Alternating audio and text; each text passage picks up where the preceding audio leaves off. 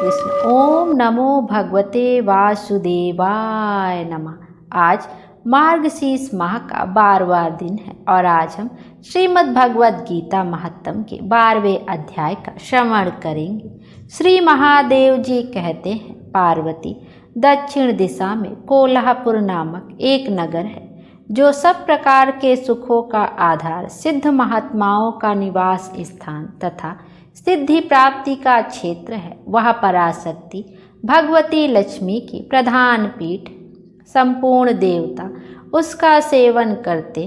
वह पुराण प्रसिद्ध तीर्थ, भोग और मोक्ष प्रदान करने वाला है। वहाँ करोड़ों तीर्थ और श्रीलिंग है। रुद्र गया भी वहाँ है। वह विशाल नगर लोगों में बहुत विख्यात है। एक दिन कोई युवक पुरुष नगर में आया। वह कहीं का राजकुमार था। उसके शरीर का रंग गोरा, नेत्र सुंदर, ग्रीवा शंख के समान, कंधे मोटे, छाती चौड़ी तथा भुजाएं बड़ी बड़ी थी। नगर में प्रवेश करके सब ओर महलों की शोभा निहारता हुआ वह देवेश्वरी महालक्ष्मी के दर्शनार्थ उत्कंठित हो मणिकंठ तीर्थ में गया और वहाँ स्नान करके उसने पितरों का तर्पण किया। फिर महामाया महालक्ष्मी जी को प्रणाम करके भक्तिपूर्वक स्तवन करना आरंभ किया। राजकुमार बोला, जिसके हृदय में असीम दया भरी हुई है, जो समस्त कामनाओं को देती तथा अपने कटाक्ष मात्र से ही सारे जगत की रचना, पालन और संहार करती है, उस जगत माता महालक्ष्मी की जय हो। जिस शक्ति के सहारे उसी के आदेश के अनुसार परमेष्टि ब्रह्मा सृष्टि रचते हैं, भगवान अच्युत जगत का पालन करते हैं तथा भगवान रुद्र अखिल विश्व का संहार करते हैं, उस सृष्टि, पालन और संहार की शक्ति से संपन्न भगवती पराशक्ति का मैं भजन करता हूँ। कमले, योगी जन तुम्हारे चरण कमलों का चिंतन करते रहते हैं। कमलाए, तुम अपनी स्वाभाविक सत्ता से ही हमारे समस्त इंद्रियगोचर विषयों को जानती हो। तुम ही कल्पनाओं के समूह को तथा उसका संकल्प करने वाले मन को उत्पन्न करती हो। इच्छा शक्ति, ज्ञान शक्ति और क्रिया शक्ति, ये सब तुम्हारे ही रूप हैं। तुम परासंचित परम ज्ञान रूपिणी हो। तुम्हारा स्वरूप निष्काम, निर्मल, नित्य, निराकार, निरंजन, अंतरहित, आतंक शून्य, आलंबहीन तथा निरामय है। देवी, तुम्हारी महिमा का वर्णन करने में कौन समर्थ हो सकता है, जो षट चक्रों का भेदन करके अंतःकरण के बाहरा स्थानों में विहार करती है। अनाहत, ध्वनि, बिंदु, नाद और कला, ये जिसके स्वरूप हैं, उस माता महालक्ष्मी को मैं प्रणाम करता हूँ। माता, तुम अपने मुख रूपी पूर्ण चंद्रमा से प्रकट होने वाली अमृत राशि को बहाया करती हो। तुम ही परा, पश्यंती, मध्यमा और बैखरी नामक वाणी हो। मैं तुम्हें नमस्कार करता हूँ। देवी, तुम जगत की रक्षा के लिए अनेक रूप धारण किया करती हो। अंबिके, तुम ही ब्राह्मी, वैष्णवी और माहेश्वरी शक्ति हो। वाराही, महालक्ष्मी, नारसिंही, ऐन्द्री, कौमारी, चंडिका, जगत को पवित्र करने वाली लक्ष्मी, जगत माता सावित्री, चंद्रकला तथा रोहिणी भी तुम ही हो। परमेश्वरी, तुम भक्तों का मनोरथ पूर्ण करने के लिए कल्पलता के समान हो। मुझ पर प्रसन्न हो जाओ। उसके इस प्रकार स्तुति करने पर भगवती महालक्ष्मी अपना साक्षात स्वरूप धारण करके बोली, राजकुमार, मैं तुमसे प्रसन्न हूँ। तुम कोई उत्तम वर मांगो।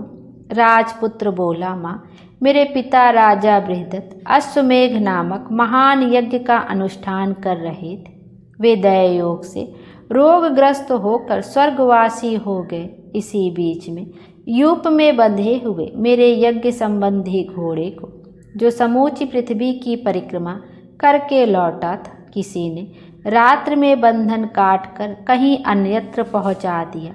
उसकी खोज में मैंने कुछ लोगों को भेजा था, किंतु वे कहीं भी उसका पता ना पाकर जब खाली हाथ लौट आए हैं, तब मैं ऋतिवज्यों से आज्ञा लेकर तुम्हारी शरण में आया हूँ। देवी, यदि तुम मुझ पर प्रसन्न हो तो मेरे यज्ञ का घोड़ा मुझे मिल जाए, जिससे यज्ञ पूर्ण हो सके। तभी मैं अपने पिता का ऋण उतार सकूँगा। शरणागतों पर दया करने वाली जगजननी लक्ष्मी, जिससे मेरा यज्ञ पूर्ण हो, वह उपाय करो। भगवती लक्ष्मी ने कहा, राजकुमार, मेरे मंदिर के दरवाजे पर एक ब्राह्मण रहते हैं, जो लोगों में सिद्ध समाधि के नाम से विख्यात हैं। वे मेरी आज्ञा से तुम्हारा सब काम पूर्ण कर देंगे। महालक्ष्मी के इस प्रकार कहने पर राजकुमार उस स्थान पर आए जहाँ सिद्ध समाधि रहते थे। उनके चरणों में प्रणाम करके राजकुमार चुपचाप हाथ जोड़कर खड़े हो गए। तब ब्राह्मण ने कहा, तुम्हें माता जी ने यहाँ भेजा है। अच्छा देखो, अब मैं तुम्हारा सारा अभीष्ट कार्य सिद्ध करता हूँ। यूँ कहकर मंत्रवेत्ता ब्राह्मण ने सब देवताओं को वहीं खींचा। राजकुमार ने देखा, उस समय सब देवता हाथ जोड़े थर थर काँपते हुए वहाँ उपस्थित हो गए। तब उन श्रेष्ठ ब्राह्मण ने समस्त देवताओं से कहा, देवगण, इस राजकुमार का अश्व जो यज्ञ के लिए निश्चित हो चुका था, रात में देवराज इंद्र ने चुराकर कहीं अन्यत्र पहुंचा दिया है, उसे शीघ्र ले आओ। तब देवताओं ने मुनि के कहने से यज्ञ का घोड़ा लाकर दे दिया। इसके बाद उन्होंने जाने की आज्ञा दी। देवताओं का आकर्षण देखकर तथा खोए हुए अश्व को पाकर राजकुमार ने मुनि के चरणों में प्रणाम करके कहा, महर्षि, आपका यह सामर्थ्य आश्चर्यजनक है। आप ही ऐसा कार्य कर सकते हैं, दूसरा कोई नहीं। ब्राह्मण, मेरी प्रार्थना सुनिए। मेरे पिता राजा बृहदर्थ अश्वमेघ यज्ञ का अनुष्ठान आरंभ करके दयायोग से मृत्यु को प्राप्त हो गए हैं। अभी तक उनका शरीर तपाए हुए तेल में सुखाकर मैंने रख छोड़ा है। आप उन्हें पुनः जीवित कर दीजिए। यह सुनकर महामुनि ब्राह्मण ने किंचित मुस्कुरा कर कहा, चलो, वहाँ यज्ञ मंडप में तुम्हारे पिता मौजूद हैं, चलें। तब सिद्ध समाधि ने राजकुमार के साथ वहाँ जाकर जल अभिमंत्रित किया और उसे 100 के मस्तक पर रखा। उसके रखते ही राजा सचेत होकर उठ बैठे। फिर उन्होंने ब्राह्मण को देखकर पूछा, धर्मस्वरूप, आप कौन हैं? तब राजकुमार ने महाराज से पहले का सारा हाल कह सुनाया। राजा ने अपने को पुनः जीवन दान देने वाले ब्राह्मण को नमस्कार करके पूछा, ब्राह्मण, किस पुण्य से आपको यह अलौकिक शक्ति प्राप्त हुई है? उनके यूँ कहने पर ब्राह्मण ने मधुर वाणी में कहा, राजन, मैं प्रतिदिन आलस्य रहित होकर गीता के 12वें अध्याय का जप करता हूँ। उसी से मुझे यह शक्ति मिली है जिससे तुम्हें जीवन प्राप्त हुआ है। यह सुनकर ब्राह्मणों सहित राजा ने उन महर्षि से उनसे गीता के 12वें अध्याय का अध्ययन किया। उसके महात्म से उन सब की सद्गति हो गई। दूसरे दूसरे जीव भी उसके पाठ से परम मोक्ष को प्राप्त हो चुके हैं। बोलिए भगवान विष्णु की जय। 12वां अध्याय यहीं पर समाप्त हुआ। राधे राधे। आइए अब श्री कृष्ण जी की आरती का भी श्रवण करते हैं। आरती युगल किशोर की कीजय, तन मन धन न्योछावर कीजय। आरती युगल किशोर की कीजय, तन मन धन न्योछावर कीजय। रवि शशि कोट बदन की शोभा, ताहि निखरी मोर मन लोभा।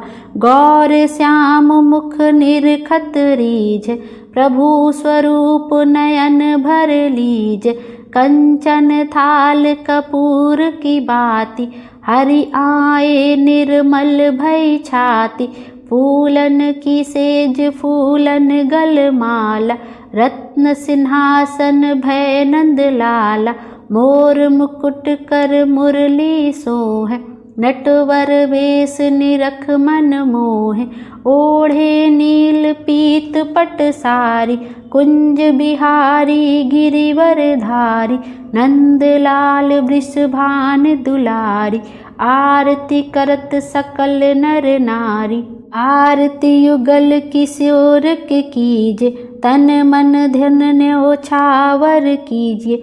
बोलिए विष्णु भगवान की जय। हरे कृष्ण। भगवान विष्णु हम सब की मनोकामना पूर्ण करें और हमारे जीवन को खुशियों से भर दें। Thank you.